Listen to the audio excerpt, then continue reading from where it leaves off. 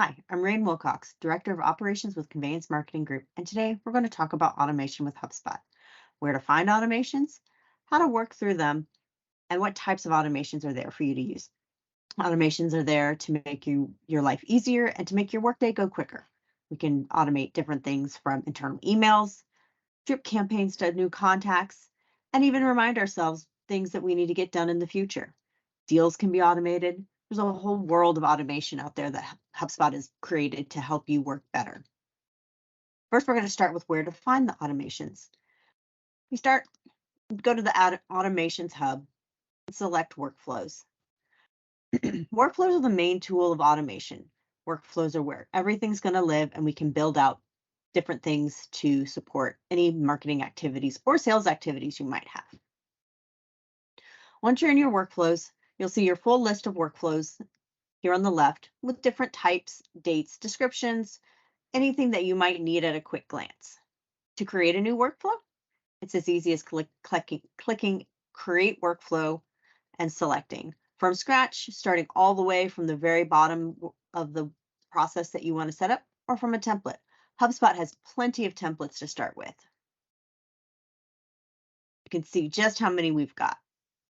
The different types of templates relate more to what kinds of workflows you might be wanting to build. The function between customer service, marketing, operations, their newest workflow setups, and sales.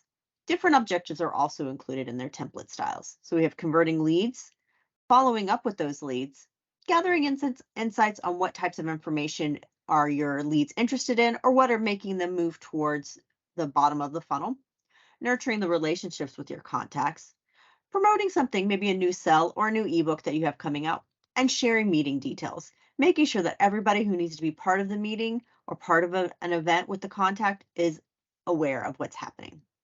We're just going to kind of look through these real quick.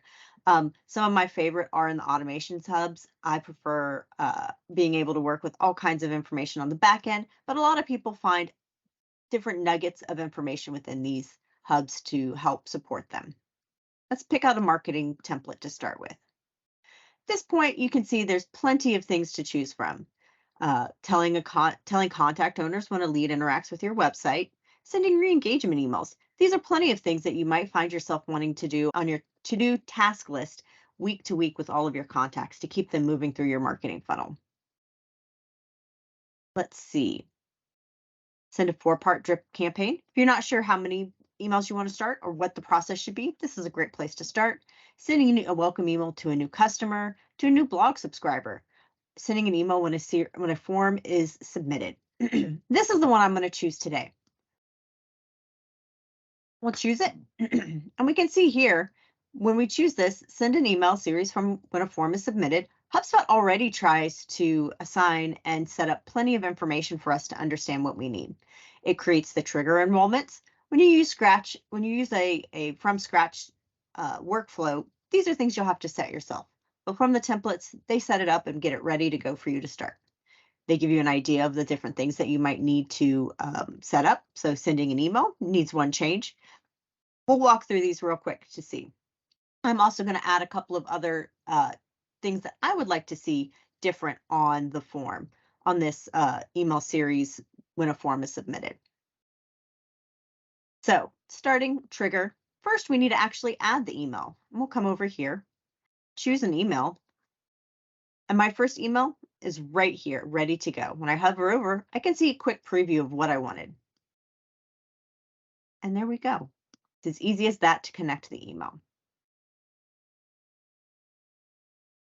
But I also want to add here at the same time, when an email is sent to the new contact who submitted a form, I want to make sure that I send an internal email to my team members or myself to make sure we know. This way, I'm not having to watch notifications on email forms or anything that might have come in. HubSpot will do the hard work of watching and send me a direct email into my inbox or set a task. So we'll scroll down. We're going to find the send an internal email right here. So sending an internal email notification, sending an internal marketing email, sending an in-app notification. The 3 of these work similarly, but we're just going to select the send internal email today. And from here, you can choose different things you want to send. I want to send this to myself. And there I am. If we had our team set up, which we do, you can select your teams. If we wanted to send this to everybody on that team, I actually don't want to send that to everyone on the team. Or if there was an existing owner, if this was a contact that already was owned by not by myself, but I also wanted to be involved, say I wanted our account manager to also receive the email, we can both receive the email that way. From here, merely filling out the subject line. This is everything that I will actually have in my inbox when this workflow is triggered. New contact has submitted a form. This just lets me know what to expect. In my body, I can do things like add personalization with the contact name, insert, has submitted a form and will be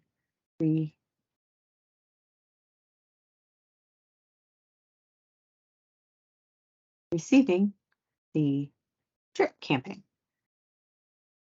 This just lets me know what to expect and to know if I need to do anything. We'll go ahead and click save here. So the email has been sent. After 3 days, this workflow suggests that you send a second email.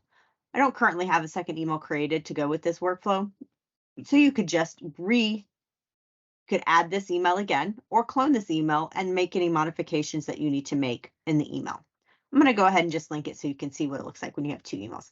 The other thing I want to add is a task. I want to give myself a to-do to follow up with this person and to see if they actually opened the email.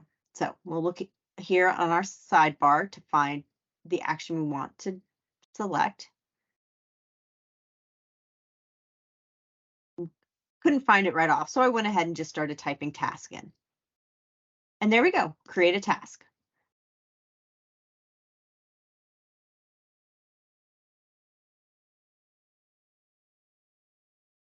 Contact received email 2 from form submission.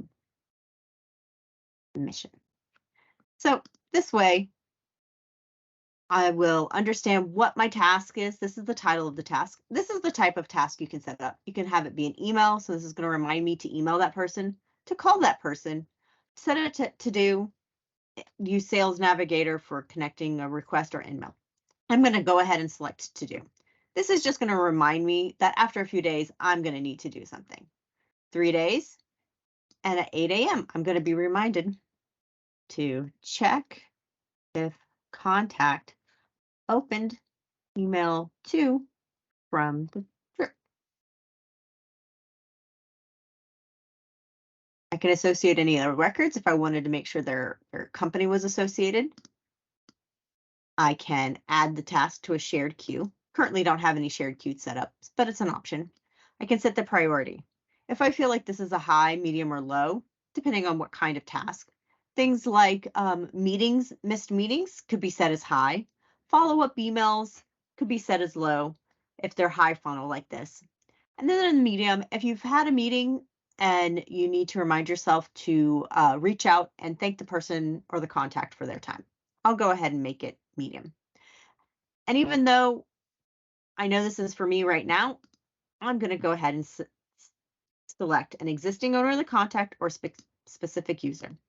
Specific user will let me choose myself here. And that means now the task will appear when we get to this point in my task to-do box.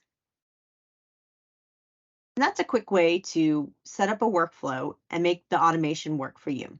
With this, we're able to send an email, follow up with a second email for the internal team to understand that the new contact has arrived, wait a few days, and then send a second email and set up a task.